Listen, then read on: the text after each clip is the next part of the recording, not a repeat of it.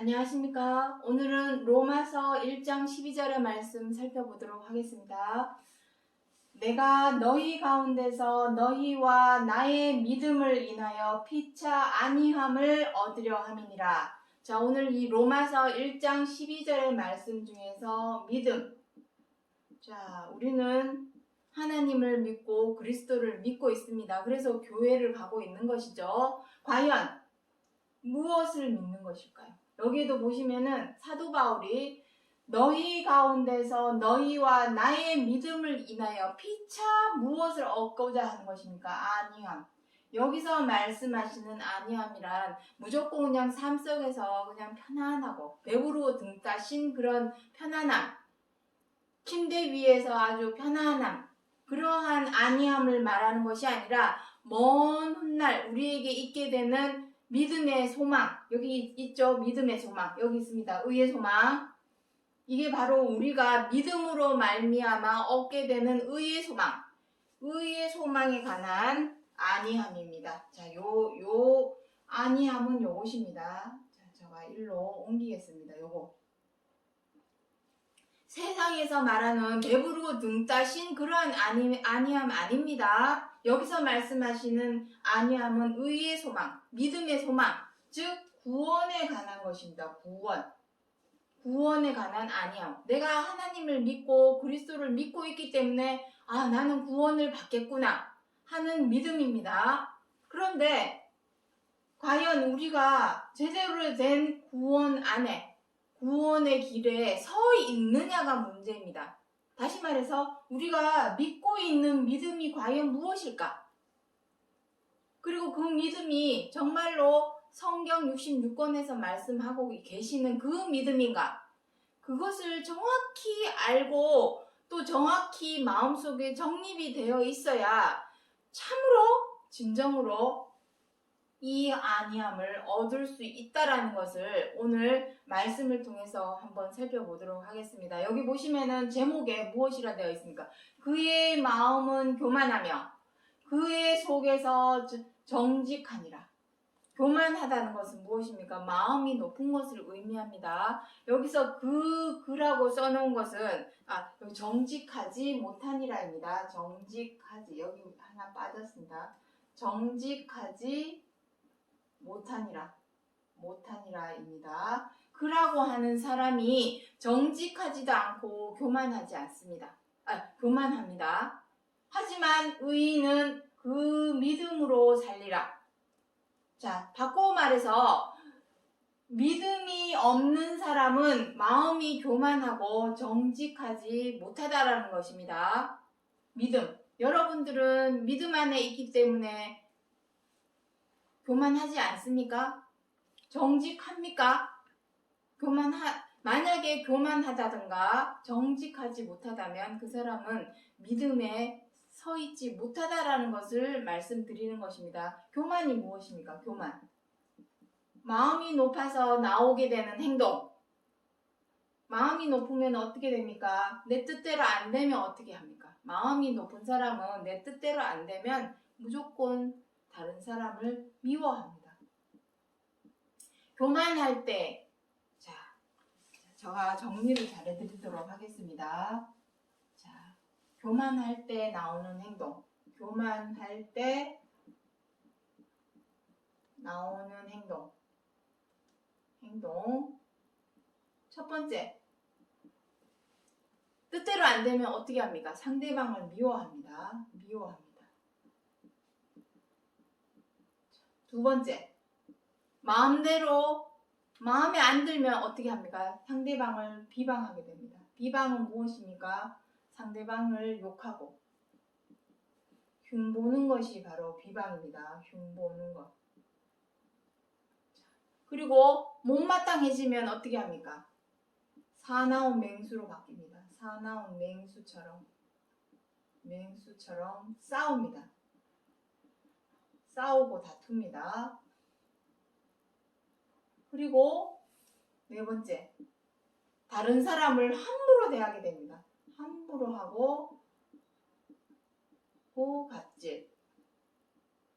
자, 이것이 교만할 때에 나오는 행동의 대표적인 행동들입니다. 이것이 무엇을 말하냐면 이것은 죄입니다. 죄.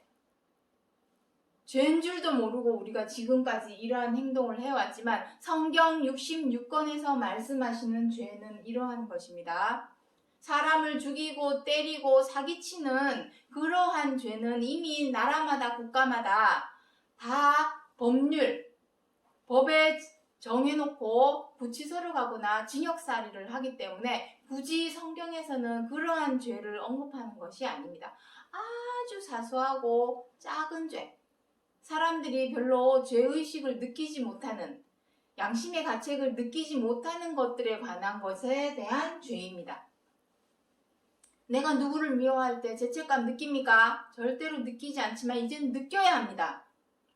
내가 누구를 미워하고 있구나. 미워하면 안 되지.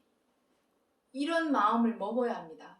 그리고 상대방을 흉보고 욕하고 남편, 우리 시어머니 이런 흉을 보거나 욕을 하는 것에 대해서 내가 죄를 짓고 있구나. 내가 믿음 안에 서 있다면 이러한 행동을 하지 말아야 되겠죠. 그런데 우리는 지금 하나님을 믿는다, 그리스도를 믿는다 하면서 미워하지 않고 있습니까? 남 흉보지 않고 욕하지 않습니까? 맹수처럼 싸우거나 다투지 않습니까? 다른 사람을 함부로 대하거나 갑질하지 않습니까? 어느 누구를 막론하고 이러한 죄를 아직도 우리는 행하고 있습니다. 그렇다면 우리는 제대로 된 믿음 안에 서 있다라고 말할 수 없는 것입니다. 믿음 안에 서 있지 않다면 우리는 구원과도, 우리의 믿음의 소망인 구원과도 당연히 멀어지겠죠. 그래서 과연 우리가 그동안 믿고 있던 믿음이 무엇인가? 그리고 정말로 우리가 믿어야 할 믿음이 무엇인가? 그것에 대해서 오늘 이 시간 살펴보도록 하겠습니다. 내가 하나님을 믿습니다 하면서 이러한 미워하고 비방하고 맹수처럼 싸우고 함부로 하고 갑질하는 죄를 아직도 행하고 있다면 그 사람은 정직하지 않은 사람이죠. 그의 속에서 정직하지 못하니라 마음속에 두 마음을 품고 있지 않습니까? 하나님을 믿는다 하면서 이러한 죄를 계속해서 짓고 있다면 그 사람은 거짓말쟁이죠. 그러니 정직하지 못한 사람이 되겠습니다. 자, 믿음이 과연 무엇인가? 하나하나 이제 짚어보도록 하겠습니다. 갈라디아서 3장 2절의 말씀 보도록 하겠습니다. 너희가 성령을 받은 것은 율법의 행위로냐 듣고 믿음으로냐? 자, 이게 무슨 말입니까? 여기서 말씀하시는 성령은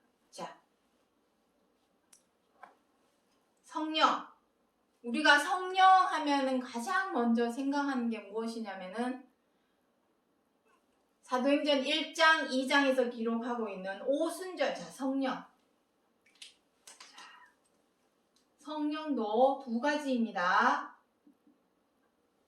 왜 저가 두 가지라고 하냐면은 이제는 우리가 알아왔고 행해왔던 성령의 어떤 행위는 끝났기 때문입니다.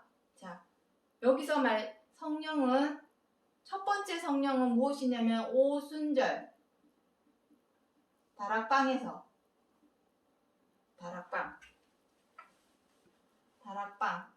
다락방에서 받은 것을 말씀하고 있는 것입니다. 성령을 받아서 방언의 은사가 막 터지죠. 방언이 막 터져서 방언으로 기도하고 성령으로 인해서 마음이 뜨겁고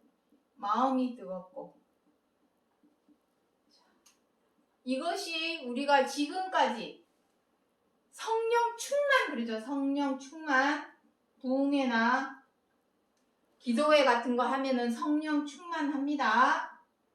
이것이 지금까지 우리가 알아왔고 받아왔던 성령입니다. 하지만 갈라디아서 3장 2절에서 말씀하시는 이 성령은 오순절 다락방에서 받았던 그 성령이 아니라 보혜사,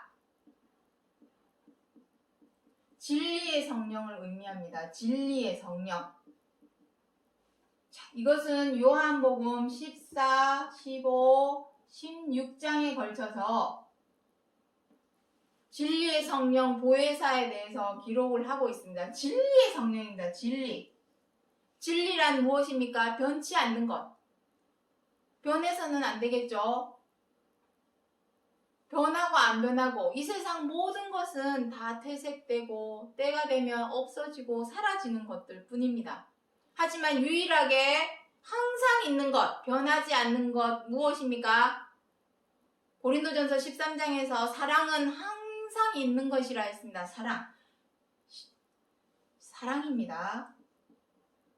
진정한 진리는 사랑밖에 없습니다. 우리가 사랑으로 행할 때에 그 속에 진리가 있고 그 속에 진리가 너희를 자유케 하리라 하신 것처럼 그 사랑 안에서 우리가 안위함을 얻고 자유를 얻을 수 있는 것입니다. 죄에서 벗어나서 단서는 그것입니다. 죄에서 우리가 지금까지 교만한 마음으로 다른 사람을 미워하고 비방하고 사나운 맹수가 되어서 싸우고 다투고 함부로하고 갑질하던 그러한 죄와 악을 행하던 것에서 벗어나서 단서는 이것입니다. 반드시 죄와 악에서 벗어나야만이 진리의 성령, 사랑으로 행할 수 있는 것입니다. 여기 마지막 절 잠깐 보도록 하겠습니다. 할례나 무할례가 효력이 없을 때 사랑으로서 역사하는 믿음뿐이니라.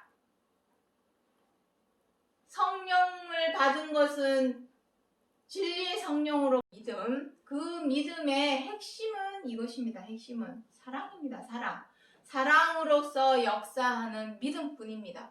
내가 하나님을 믿노라 그리스도를 믿노라 하면서도 사랑으로 행하지 못한다면 그 믿음은 잘못된 믿음입니다. 뭔가 잘못 믿고 있는 것이라는 것입니다. 제대로 믿고 있다면 죄와 악에서 벗어난다는 것은 죄사함입니다.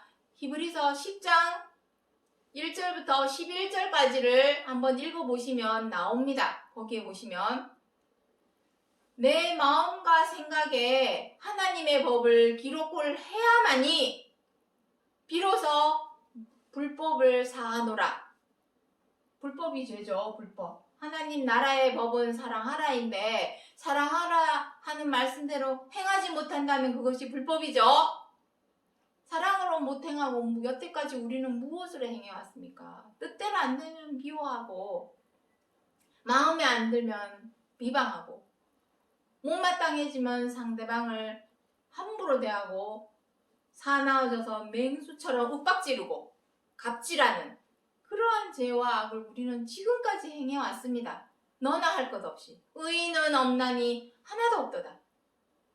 하나님을 찾는 이도 없고 선한 자는 하나도 없도다. 단지 우리는 사람들이 보는 앞에서는 천사처럼 세상 법 없어도 살 사람처럼 착한 사람처럼 보여왔지만 보이지 않는 뒤에서는 이런 나쁜 죄를 많이 행해왔습니다. 인정할 것은 인정해야 합니다. 정죄하고자 함이 아니라 그것을 인지하고 인정을 해야만이 고쳐 행할 수 있기 때문입니다.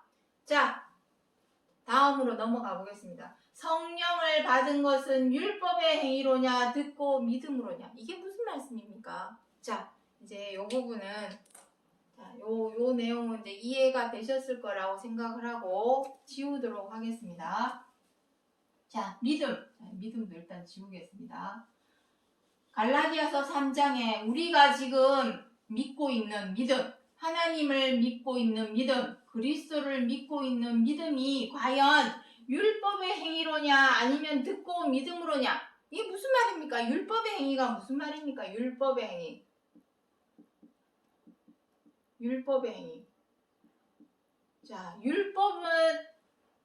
자, 항상 제가 율법만 나오면 말씀드립니다. 율법이 무엇입니까? 모세의 율법. 모세의 율법을 하나님께서 주신 이유가 무엇입니까? 여기 나오죠? 갈라디아서 3장 19절. 율법은 범법함을 인하여 정한 것이라. 범법. 사람이 자꾸만 죄를 짓기 때문에 미워하고 원망하고 분노하고 비방하고 회방하고 사나워져서 맹주처럼 싸우고 함부로하고 갑질하는 그러한 죄를 자꾸만 행하기 때문에 그것이 죄다. 그것이 악이다. 알려주신 것이 바로 율법입니다. 그리고 로마서 3장 20절에 우리가 자꾸만 죄를 행하니까 죄를 자꾸 범하니까 죄를 깨닫게 하시려고 율법을 모세를 통해서 하나님께서 율법을 주신 것입니다. 중요한 것은 이제 내가 죄인이구나. 내가 악인이구나 하는 사실을 깨달았다면 어떻게 해야 되겠습니까? 죄에 대한 용서를 구해야 되겠죠. 죄에 대한 용서. 그리고 그 용서를 통해서 어떻게 해야 됩니까? 죄 사함을 받아야 합니다. 죄 사함을 받아야 합니다. 그래서 우리가 교회에 가서 하는 일이 무엇입니까? 주기도문을 외죠. 우리의 죄를 사하여 주옵소서. 그리고 예배가 끝나고 나서도 기도를 하죠. 그동안 우리가 지었던 죄들을 하나님 용서해 주시옵소서. 그럼 우리는 지금 어디에 있습니까? 내가 지금 처한 위치가 어딘지를 정확히 아셔야 합니다. 지금 우리가 처해 있는 것은 율법 아래입니다. 율법 아래. 다시 말해서 내가 율법 아래 무슨 소리야? 내가 왜 율법 아래 있어? 나는 그리스도의 믿음 안에 있어. 그렇게 말을 한다면 율법 아래 있지 않다면 더는 죄를 짓지 말아야죠. 하지만 우리는 삶 속에서 생활 속에서 여전히 미우면 미워하고 싫으면 분노하고 마음에 안 들면 비방하고 함부로하고 갑질하고 싸우고 다투고 이웃에게 악을 행하는 그러한 죄와 악을 행하고 있습니다. 율법은 범법함을 인하여 죄를 자꾸만 짓기 때문에 이것이 죄다 저것이 죄다라고 죄를 정해준 것이 율법입니다. 내가 죄인이구나. 여러분 죄인입니다. 아직도 죄를 행하고 있기 때문에 무슨 소리야? 나 예수님 믿으니까 나 죄인 아니야. 아닙니다. 믿고 있다면 예수님을 그리스도를 믿고 있다면 이제는 죄를 짓지 말아야죠. 왜냐하면 그리스도께서 오신 이유가 무엇입니까? 그리스도께서 오신 이유는 요한일서 3장 5절부터 8절 내용에 보시면 죄를 없이 하시려고 나타내신 바 되셨다라고 기록을 하고 있습니다. 그리고 8절에는 무엇이라고 되어 있냐면 마귀의 일을 멸하시려고 오셨다라고 기록을 하고 있습니다. 마귀의 일이 무엇입니까? 이것이 마귀의 일입니다. 죄. 사람을 미워하고 원망하고 분노하고 비방하고 회방하고 사나워져서 맹수처럼 싸우고 함부로하고 갑질하는 이러한 죄대로 행하는 것이 바로 마귀의 일입니다. 하나님 안 믿는 사람이 마귀의 일을 하는 거 아닙니다. 잘못된 사고방식입니다. 하나님은 이방인의 하나님도 되시느니라 했습니다. 율법의 제도를 모르는 사람이라 할지라도 율법의 제도대로 행하는 자라면 오히려 하나님을 안다 믿는다 하는 사람이 율법대로 행하지 않는 그 사람이 더 큰 심판을 받을 것이다 라고 성경에 기록을 하고 있습니다. 이방인의 하나님도 되기 때문입니다. 하나님을 믿지 않는 사람이 마귀의 일을 하는 것이 아니라 죄와 악으로 행하는 그 사람이 마귀의 일을 하는 것입니다. 이 사고방식을 바꾸셔야 합니다. 그 죄와 악을 없이 하기 위해서 그리스도께서 오셨는데 아직도 죄와 악으로 행하고 있다면 그리스도를 아직도 제대로 믿고 있는 것이 아니네요. 제대로 판단을 하셔야 합니다. 제대로. 그래서 그리스도께서 오셔서 제일 먼저 하신 일이 무엇입니까? 자, 이제 밑에 부분 지우도록 하겠습니다. 마귀의 일을 없이 하시려고, 죄를 없이 하려고 어떻게 하셨습니까? 그리스도께서 몸소 실천해서 본보기를 보이셨습니다. 어떤 본보기를 보였습니까? 자, 로마서 8장 3절에 보시면은 그리스도께서 죄 있는 사람의 모양으로 오셨다라고 기록을 하고 있습니다. 죄 있는 사람의 모양.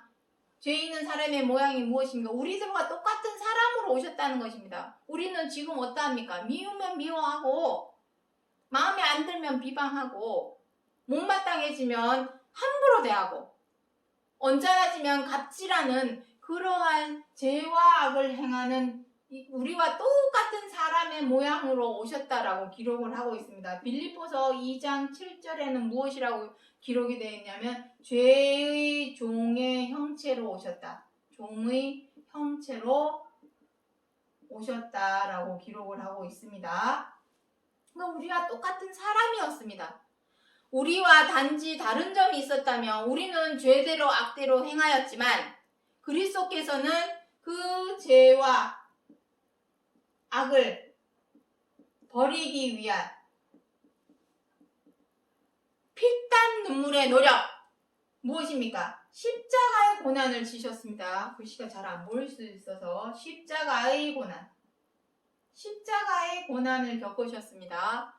죄와 악은 하루아침에 없어지지 않습니다. 왜냐하면 우리가 그러하였고 우리의 부모가 그러하였고 우리의 부모의 부모가 그러하였고 또 그 부모의 부모가 그러하였고 대대손손 우리는 사람이 미우면 미워하고 뜻대로 안 되면 분노하고 마음에 안 들면 비방하고 못마땅해지면 함부로 대하고 언짢아지면 갑질하는 그러한 죄와 악을 대대손손 유전처럼 행해왔습니다.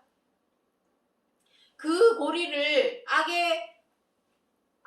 악의 순환의 고리를 끊어버리시기 위해서 그리스도께서 하신 일이 무엇이냐면 몸소 실천하신 것입니다. 이 죄와 악을 버리기 위한 피땀 눈물의 노력, 그 십자가의 고난을 겪으신 것입니다. 히브리서 말씀드렸죠. 히브리서 5장 7절부터 9절에 무엇이랍니까? 아들이시라도 고난을 받으심으로 순종함을 배워서 구원의 근원이 되셨다. 그것은 샘플입니다. 샘플.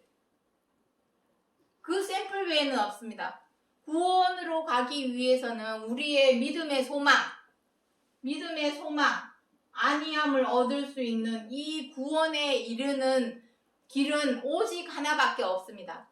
죄와 악을 없애려는 십자가의 고난을 겪어서 이겨내야 합니다. 죄와 악을 행하지 않으려고 생활 속에서 삶 속에서 노력을 해야 됩니다. 노력을 해서 이겨내야만이 비로소 어떻게 하겠습니까? 하나님의 뜻대로 행할 수 있겠죠. 하나님의 뜻은 무엇입니까? 히브리서 10장 7절 8절에 무엇이라고 되어 있습니까? 그 후로 말씀하시기를 내가 뜻을 행하러 왔나이다. 뜻을 행하기 위해서는 하나님의 뜻에 순종하기 위해서는 반드시 죄와 악에서 먼저 벗어나야 합니다. 내가 저 사람이 미운데 어떻게 사랑으로 행할 수가 있겠습니까? 그래서 미워하는 마음이 제하여져야만이 비로소 다른 사람을 사랑할 수 있게 되는 것입니다. 그래서 고난을 받은 후에야 순종할 수 있는 것입니다. 순종함이 바로 믿음입니다. 순종함, 믿음. 그런데 여기서 율법의 행위로냐 했습니다. 율법의 행위. 율법의 행위는 무엇입니까? 내가 죄에 대한 용서를 구하고 죄사함을 받기 위해서 우리가 여태까지 해온 것이 무엇입니까? 제사죠. 제사. 희생제물.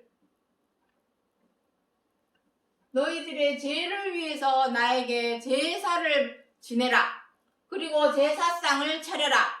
그 제사상이 바로 희생제물이죠. 이것이 오늘날 무엇입니까? 예배입니다. 이것이 바로 예배. 희생제물은 무엇입니까? 헌금입니다. 이것은 믿음이 아니라 율법의 행위입니다. 내가 자꾸 삶 속에서 죄를 짓기 때문에 그 죄에 대한 용서를 구하고, 용서를 구하면서 죄사함을 받기 위해서 제사와 희생제물, 즉 예배와 헌금을 드려온 것입니다. 이것은 율법의 행위지 믿음 아닙니다. 이것은 율법의 행위입니다. 우리가 지금 교회에 가서 예배를 드리고 헌금을 내는 것은 율법의 행위지 믿음하고는 아무 상관이 없습니다. 진짜 믿는다면 죄대로 행하지 말아야죠. 그리스도께서 어떻게 하셨습니까? 아들이시라도 고난을 받으심으로 순종함을 배워서 구원의 근원이 되셨다 하셨습니다. 이것은 본보기입니다. 샘플. 베드로전서 2장 21절에 너희도 그리스도와 같이 그의 본과 자치를 쫓아 행하라. 샘플입니다. 이것은 샘플. 내가 구원에 이르기 위해서는, 우리의 믿음의 소망인 구원에 이르기 위해서는 반드시 샘플대로 해야 합니다.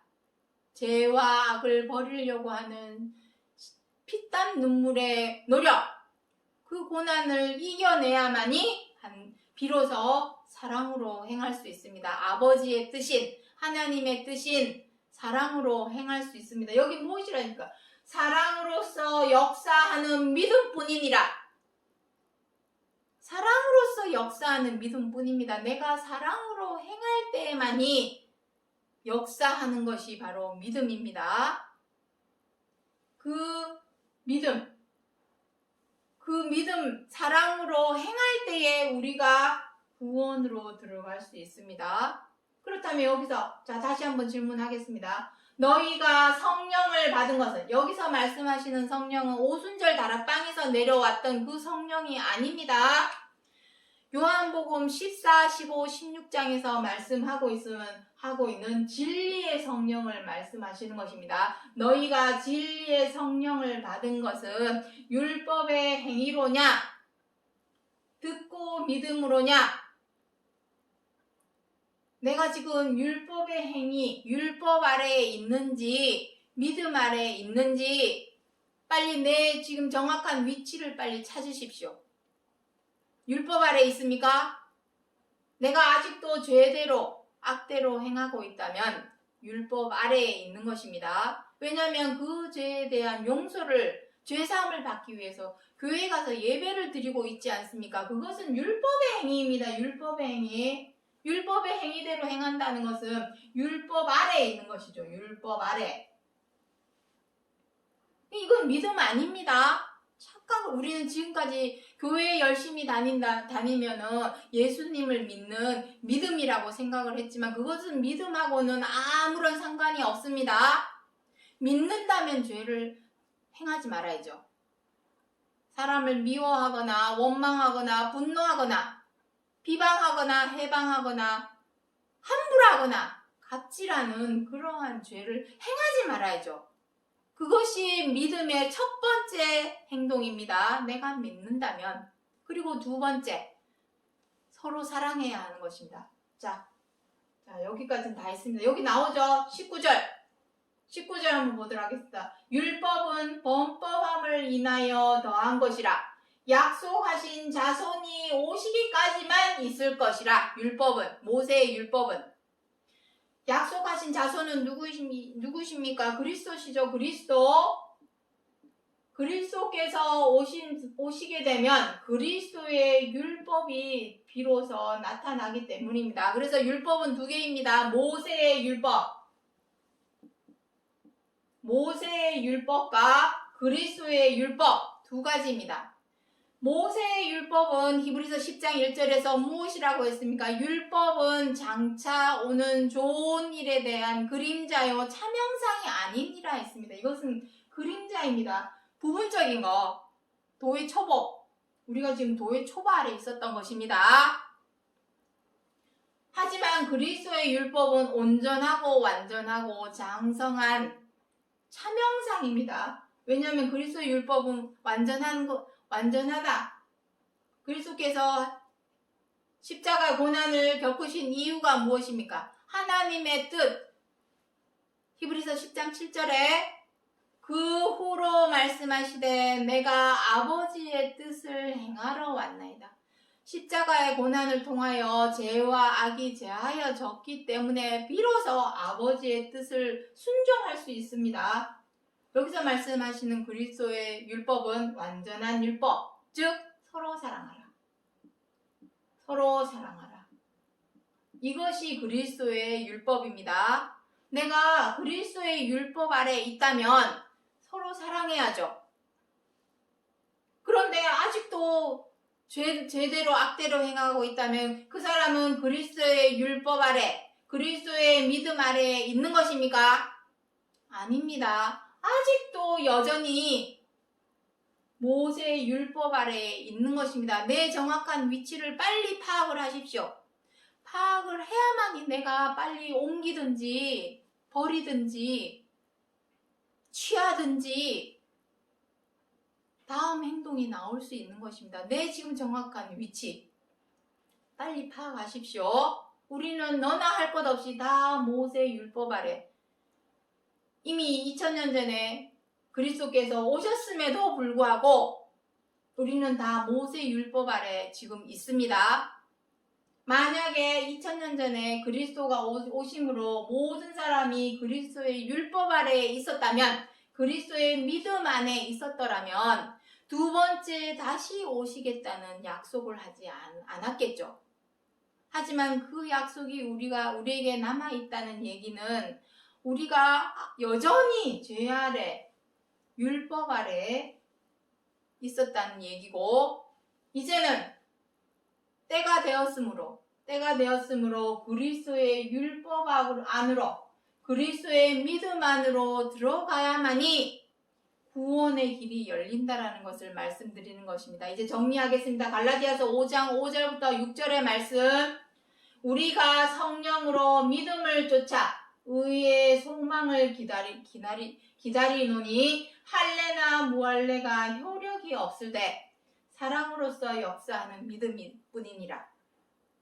자, 이제 여기 성령, 진리의 성령으로 보이십니까? 진리의 성령은 오로지 사랑밖에 없습니다. 이 세상 모든 것은 나를 속이죠. 왜냐하면 서로 미워하니까 속이게 되고 두 얼굴을 하게 되고 앞에 얼굴과 뒤의 얼굴이 다른 이중성을 띠게 되고 다중인격을 갖게 되고 개인적이고 이기주의고 이런 형태를 보일 수밖에 없는 것입니다. 하지만 진리의 성령 앞에 서면 우리는 감추지를 못하죠. 왜냐하면 보면 딱 알죠. 저 사람이 미움에 마음에 안 들고 불편하고 어렵고 곤란한 상황인데도 사랑으로 행하는 것을 보면 저 사람은 진리의 성령 안에 있구나. 그리스도의 율법 안에 들어와 있구나. 그리스도의 믿음 안에 속해 있구나. 라고 알 수 있는 것입니다. 하지만 나 하나님 믿습니다. 예수님 믿습니다. 하면서도 아직도 죄대로 악대로 행한다면 그 사람은 거짓말장입니다. 그리스도를 믿는다 하면서 그리스도의 율법인 사랑으로 행하지 못하니 어떻게 그 사람이 믿는 자라 말할 수 있겠습니까? 거짓말장인 것이죠. 자기도 모르는 사이에 거짓말을 치고 있었던 것이고 정직하지 못하게 행동하고 있었던 것입니다.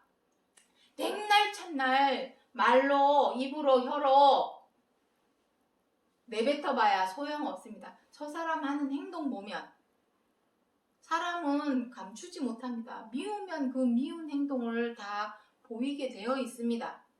하지만 미운 것을 참고 저 상대편의 입장과 처지를 헤아리고 이해하고 존중하고 관용하고 배려하고 양보를 해서 사랑으로 행하는 사람은 그리스도의 율법 안에 그리스도의 믿음 안에 속해 있구나 라고 우리가 알 수 있게 되는 것입니다. 백날 첫날 말해봐야 소용없습니다. 행동 보면 압니다. 행동. 저 사람이 아직도 율법의 행위대로만 체면과 자존심만 내세워서 앞에서만 떵떵거리고 뒤에서는 온갖 호박씨 다 까고 있고 이러한 행동을 한다면 그 사람은 아직도 율법 아래에 있는 사람이요. 하지만 이제는 마음을 낮추고 나보다 남을 낮게 여기는 마음을 품고서 다른 사람을 어찌하든지 사랑으로 행하려고 하는 사람이라면 그 사람이 진짜 믿음 안에 있는 사람이요. 그리스도의 믿음 안에 있는 사람이요. 그리스도의 율법 아래에 있는 사람이요. 그 순종함, 서로 사랑하라 하신 그 순종함, 이것이 바로 믿음에 순종하는 것입니다. 그 사람이라야 구원의 아니함을 얻을 수 있다라는 것을 로마서 1장 12절에서 말씀하시는 약속의 말씀이라는 것을 기억해 주시기 바랍니다. 오늘 여기까지 하고 마치겠습니다. 감사합니다.